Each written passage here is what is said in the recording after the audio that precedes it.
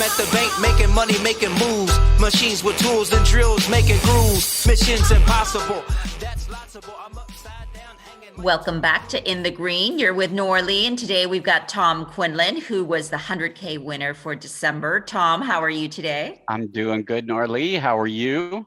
I'm doing very well, despite this national lockdown here in the UK. I know. I was listening to that. It's How are things crazy. in Florida? I know they say you might be the next hotspot. We're open. You're Things open. are open.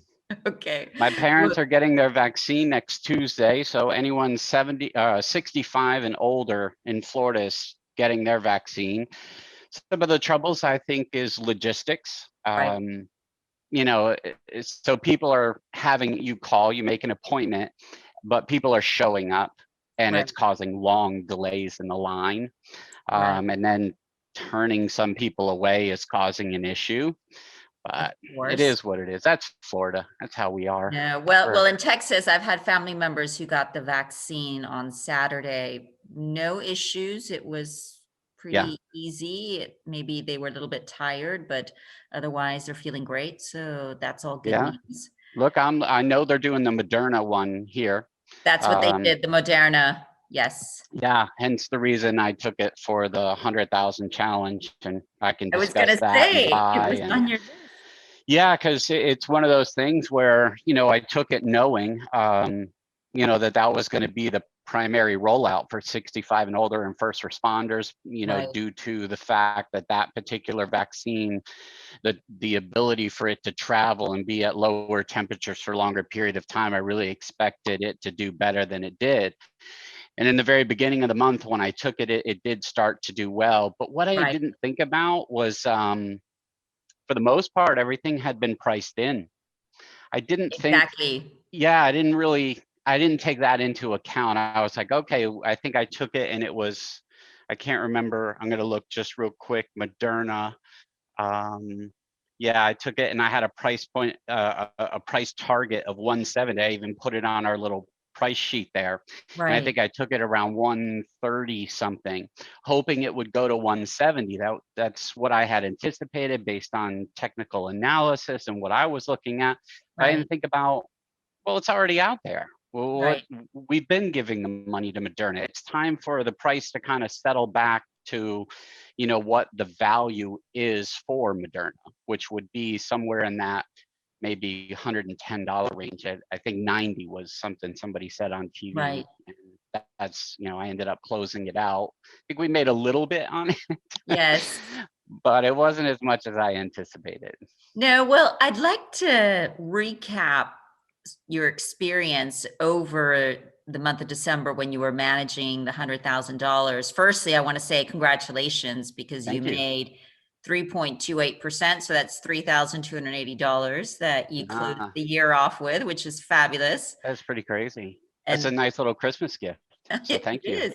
And it makes us really happy to know that you do well. But it was interesting to notice you were very methodical in your approach, but maybe you could just share with us your strategy and how that differed from your normal strategy that you use, or anything that was different for you.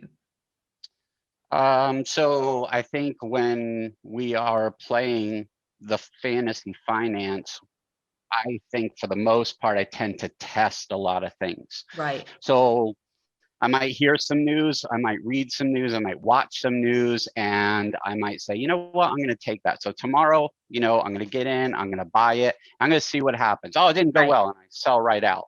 Right. So this was in the $100,000 challenge. I realized, this is, I know it's your money, but I was thinking, okay, this is $100,000. This is a big deal. Right. It's a lot of money.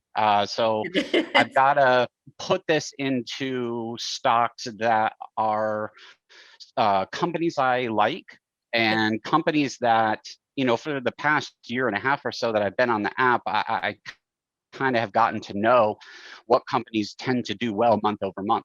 Right. And having been on the app and following it from the last Christmas, there were, things that I remember, like that kind of Christmas explosion in November is when we really saw the retail explosion. So I didn't really take a lot of retail in December because the explosion was in December, or I'm sorry, in November, really. Right. So I had to be really methodical on what I chose to do. And I really stuck with core companies that I know tend to produce month after month after month. I took a couple of risky ones. I felt like everybody would want me to take certain ones. I know I had a lot of requests to take, Blink, but I made Yes. so much on Blink last month. I just couldn't get myself to do it. I had a lot of people asking me to take Neo, and I know what happened to Ola, Yes. so I was like, okay, I'm not going to do that. I'm going to stay safe. I'm going to stay in the TQ safe zone. And those are the stocks I'm confident in, I'm comfortable with. I know where their lows are. I know where their highs are. And no, and you had a lot of the tried and true, the favorites of the community. You had Zoom, you had PayPal, you had Tesla, and then you had, Waste Management, you had Peloton, you had Netflix, Apple, Facebook, Stamps. There was FireEye. That was a new one for me that I hadn't looked at. I love FireEye. Yeah, so I find that FireEye has its ups and downs within each month. Right. So I'll tend to grab it at a certain price point, and then I wait for it to get to that top line, and then I sell it off. And I do it every month. I do it on my own portfolio. And it's funny because my $100,000 portfolfolio, I did differently from my portfolio. So I was managing that and managing my own. And my own, I did 7.5%. Did you? Wow. So I was thinking, darn it, and why didn't I just buy? How many stocks did you have? Do you just buy and hold? Because I'm the kind of person who just likes to hold. Me too. Well, me too. And for the $100,000 challenge, if I go back to the original 19, that I had, you sent me the spreadsheet, and I said, I'll take a 5% position on 19 of these, and let me hold $5,000 off to the side just to play, to have as, in case I want to buy something that comes up. If I had just held all of those until the very end of the month, I probably would have done better. I probably would have done 5.5%, maybe 5%. I would have done a lot better. Amazon kicked in towards right after Christmas. I mean, it went up like 4% the week leading up to Christmas. Yes. But all month, it didn't do anything for me. It felt like it just kept weighing me down, and I got nervous. And I ended up, selling it at a loss. And then finally, the last 3 days before Christmas, it popped. And I was like, darn it. There it is. I knew it. But to make 7%, to make 3% is a huge feat. I mean, the average hedge fund, doesn't make those sort of numbers. Yeah.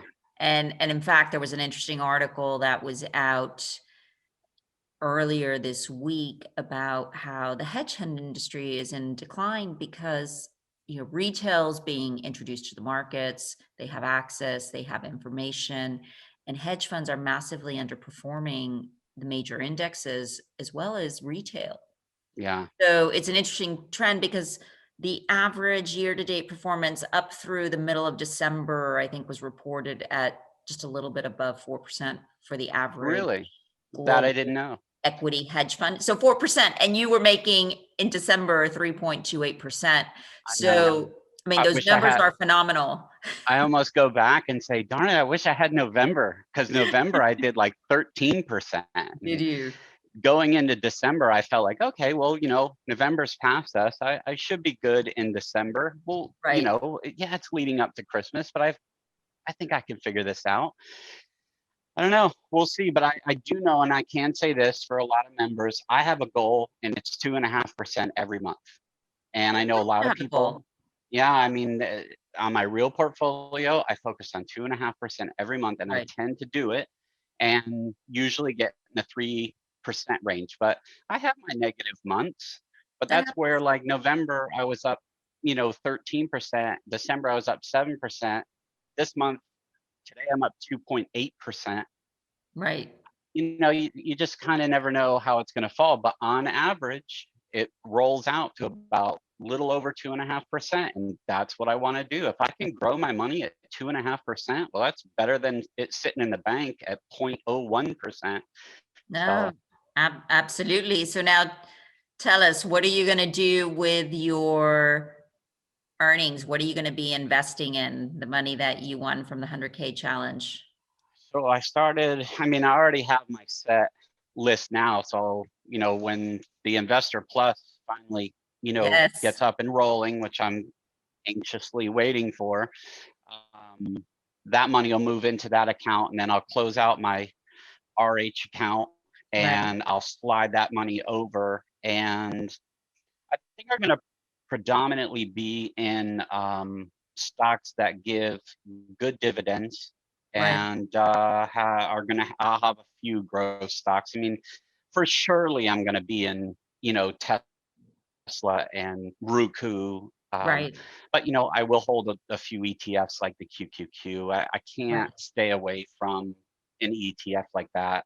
When you have an ETF like that that grows, I don't know, a 0.5%, sometimes 1% per month, I'm all over it. It's a sure thing. So when you're looking to invest, I highly recommend starting off with a good ETF and just kind of park the cash in a good ETF, and until you decide, when's the right time to get into Roku. Like this month, I recommend buying Roku right now. It fell to, like, I think it was 309, and they're buying the assets of, is it Quibi? So I bought a Roku recently. I said, well, geez, I have so much invested in it, I should probably own one, right? Exactly. So, yeah. So now I love it. We have it in the bedroom, and I have everything hooked up to it, and it's fantastic. I think it's a good stock to own. So that would be one that doesn't give a dividend, but I really like the product that they put out. So I'll definitely be an investor in that. Another one that I like is Zscaler a lot. Which one is that? Zscaler, they're just a cloud-based company, but they're used with a lot of video game companies. Okay. So EA Sports uses them, Ubisoft uses them, and Unity software. I think that was another one you weren't familiar with that I really liked a lot. Wasn't. Unity software. Okay. I got the idea for that one because my kids use it. Right. And they make little video games. They haven't published anything, but they make little video games. And that's what that Unity software does, is they publish a website. And you can go in and buy different packages, and you can develop your own video game and publish it. And I think, well, how crazy awesome is that? That is awesome. Think about all these, younger investors that are on here now, and the way that they play the game and the way that they talk and how mature that they are. And I think about them buying into something that costs like $71 a month and being able to create a video game and put it up on Apple or on Google and maybe make money from it. That's phenomenal. I think that's huge. So I'm going to hold on to my Unity software. I really like that company. So I'm going to have to check that out. Well, those are all great thoughts. And again, Tom, congratulations. You did a fantastic job. I was expecting good numbers from you, and you, sure enough, you delivered, which was wonderful. I appreciate the opportunity. It was awesome. I have to, say to the next person, it's not easy. It's not easy. It always looks easier, I think, than it is. And after this, I've got a discussion with the new upcoming 100K winner manager just to go through the terms and conditions. But that person is welcome to reach out to me and ask any questions that they want. I'll be happy to answer them. And it's different because you're not buying in on the app like we do. So we see a price point, we're waiting for a price point, and we buy, and then we're waiting for it to get it, and we're selling. This is more, I'm looking at something, I'm asking you, when you get the chance, you get to it. And then I think towards halfway through the month, I would say buy at X price.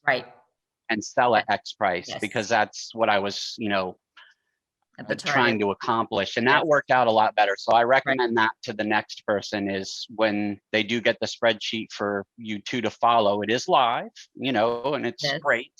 But yeah, make a little note and say, buy at X price. Have a price to buy in at and have a price to sell out at. And it's easier for you to manage. Right. No, well, that's great advice.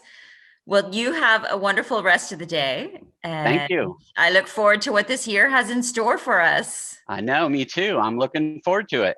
Okay. Thank you. Thanks, Nora Lee. Bye. Have a good night. Money making moves, machines with tools and drills. This is Nora Lee. I'm not a financial advisor, and my comments should never be taken as financial advice. Remember, investments come with risk, so always do your research and analysis beforehand. Happy investing. Money making moves, machines with tools and drills.